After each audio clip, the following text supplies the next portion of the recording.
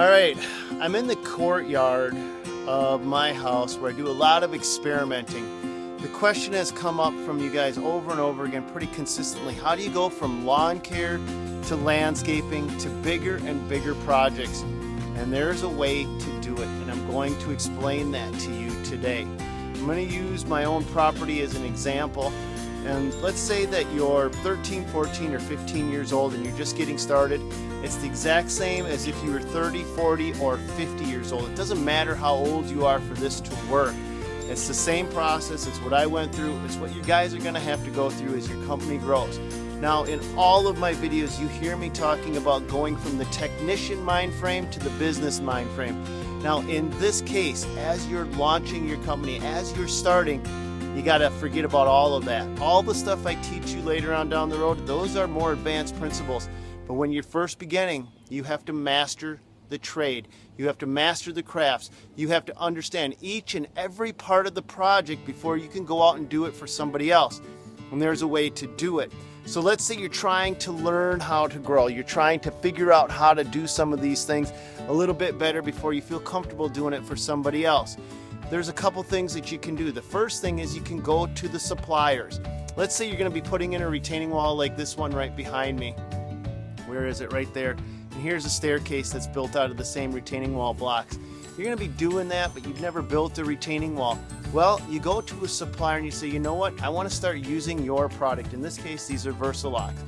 I love Versalock blocks. That's my testimonial. But I went to them and Versalock provides contractor training. Now, it isn't much. Now, don't get me wrong. This isn't a whole lot of training, but it's a one-day seminar. They usually hold it 2-3 times a year. All the different suppliers will hold various seminars, whether it's for slate stone sidewalks like this, or how to install staircases or retaining walls or paver patios, whatever. All the suppliers want to get their contractors familiar with their product. That isn't going to give you enough training to go out and bid jobs.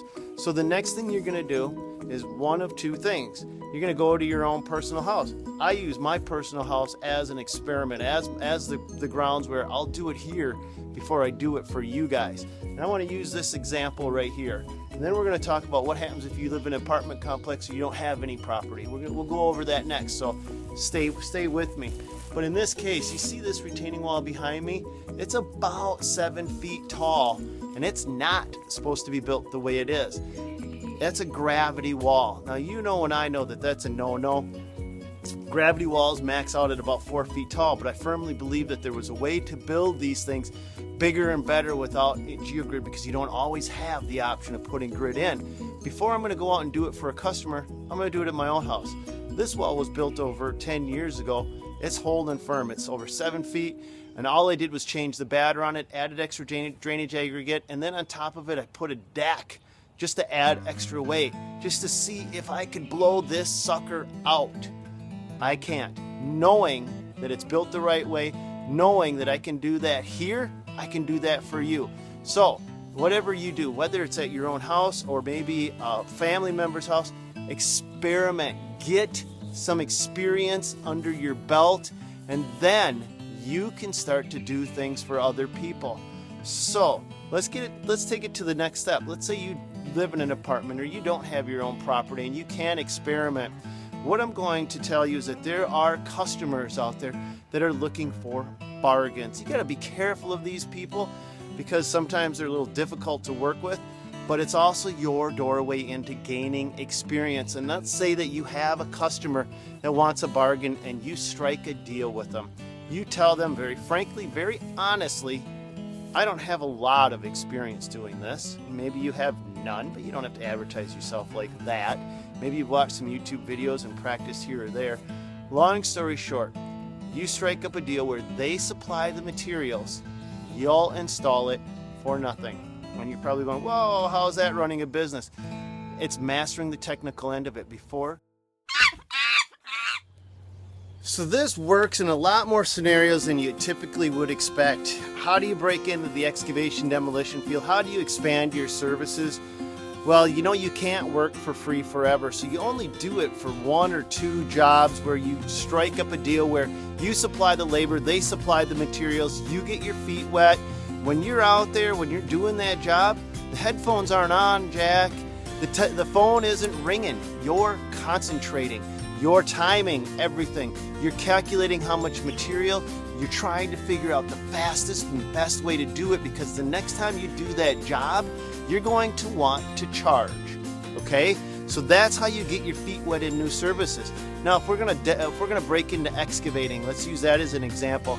And you're wondering, well, how do I do that?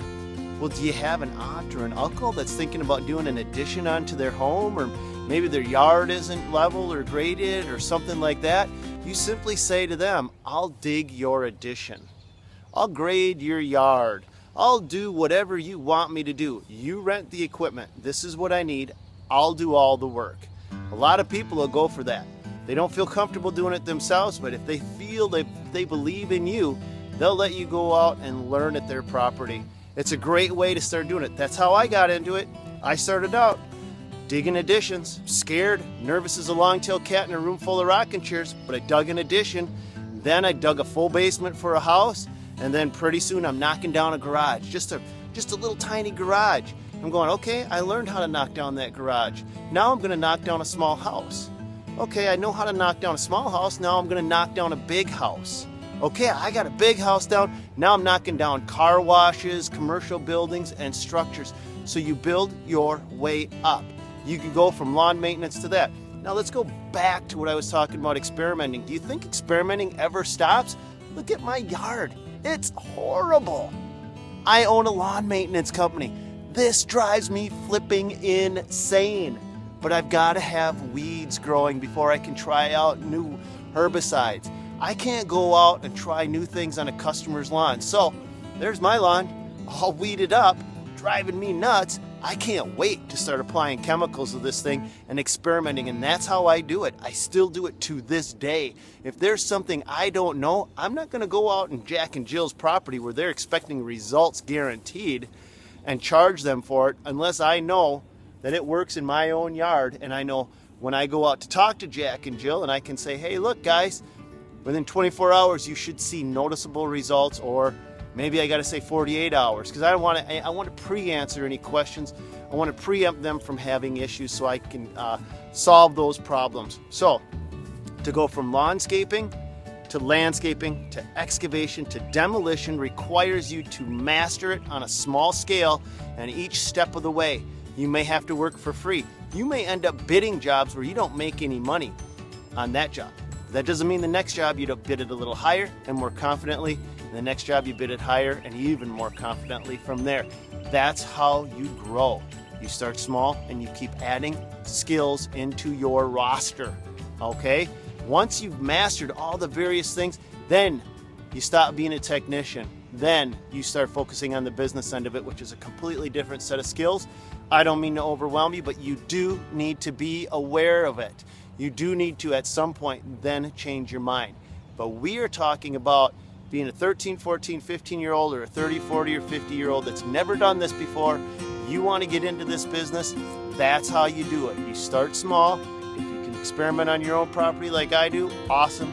If you can't, negotiate with somebody that you know, strike up a deal, do the work for them once or twice at cost, and then start charging for it and go from there.